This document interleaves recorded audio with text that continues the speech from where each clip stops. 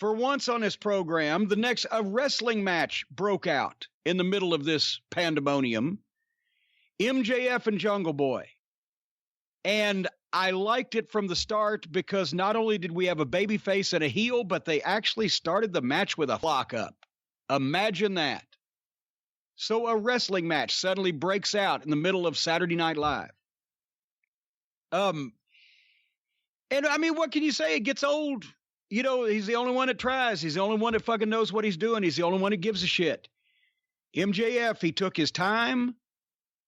The fucking babyface outdid him at everything at the start. So then he sold his fucking knee, but it was a sucker job.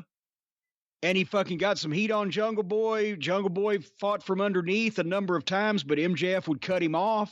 Started working his arm, went back to it a number of times during the course of the match. Once again, Jungle Boy would make a comeback. MJF would cut him off, but then they did the built to the big spot where Jungle Boy hit 3 dives in a row, and MJF actually sold him. And they built 1 dive through, 2nd dive through, 3rd dive over. He sold every one of them. They went back and forth. MJF kept going back to the arm. They did the go ahead and chop me spot, which I hate. I hate it. Well, let me just jump in here. That was the one part of the match I really didn't like, and it is the spot itself, but it's also where the spot was in the match. It was in the middle of the match after all this stuff had already happened. It just slowed down to a crawl so they could do that. That's the one critique I have of this match.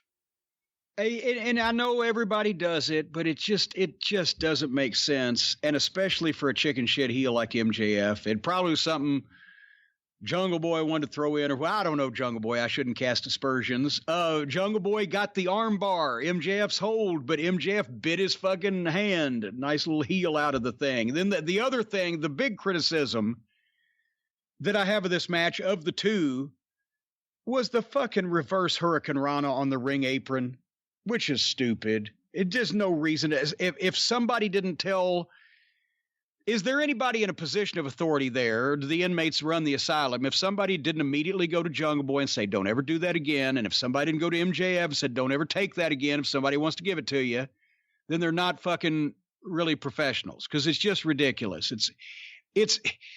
They do moves that look even worse, so it's not like it's a shocking goddamn move, hospitalization angle or whatever. It just really is dangerous. There's no way to take that bump safe, and it has no business being done. And it slowed the match down.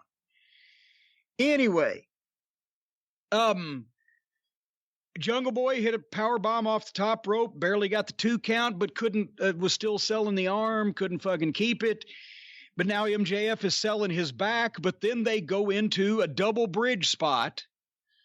Almost 20 minutes in, by the way, that's what Flair always liked with his athletic opponents like the Steamboats and the Magnums, Wyndhams, whoever. How deep in the match could they go and still nail the double bridge spot? That was a thing he liked to do. And finally, boom, MJF reversed the roll up a couple of times, and I would have tweaked this. He got that wrist clutch bridge thing, but he should have been pulling the trunks, because he beat Jungle Boy. And I guess they called it like that. They wanted him to do that, but he beat Jungle Boy 1, 2, 3 with a hold. He should have beat him and pulled the trunks. Otherwise than that, it made sense all the way through. Nobody fucking assed off. Everybody was serious.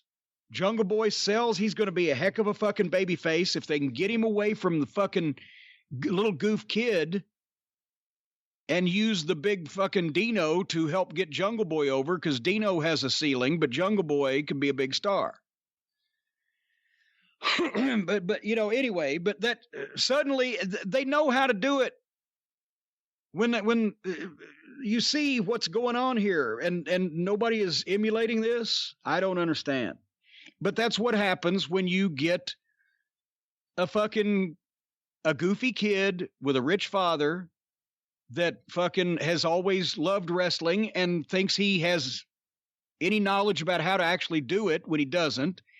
And he gets under the sway of a bunch of fucking outlaw mud show goofs who think their shit doesn't stink and love the smell of their own farts. And it becomes a goddamn parody of itself, because they can sway him and he already doesn't know what he's doing. And then you have just enough fucking veterans who will come in and take a fucking big check at the end of their career or whatever and humor this motherfucker. And, you know, what you get is this show minus the MJF versus Jungle Boy match. So. Do you think it would have hurt MJF if Jungle Boy had gone over? It was too soon. Yes, it would have. It didn't hurt Jungle Boy to get beat by. I would rather he got fucked by MJF instead of beat.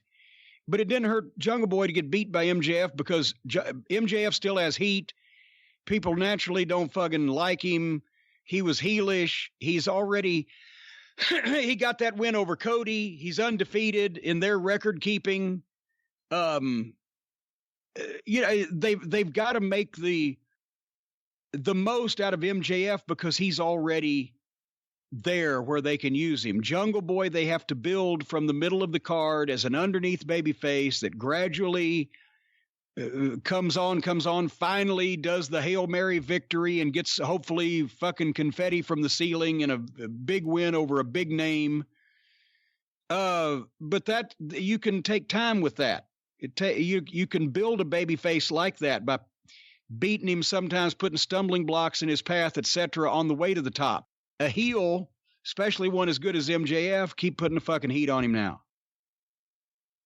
Anyway, so pretty much the fucking good part of the show was over with. Did you have any other further comments about MJF and Jungle Boy? I'm very high on Jungle Boy. I think MJF is one of my favorite people in the entire wrestling business. I wish there was another place for him to work, a place that took wrestling seriously, and there really aren't any options. That's the saddest thing. Now I'm going to say what I was saying for years. I wish there was an alternative to WWE. I wish there was some rich guy out there who wanted to fund an alternative to AEW and WWE and get on real television and do an alternate to the entertainment stylings of Tony Khan and Vince McMahon.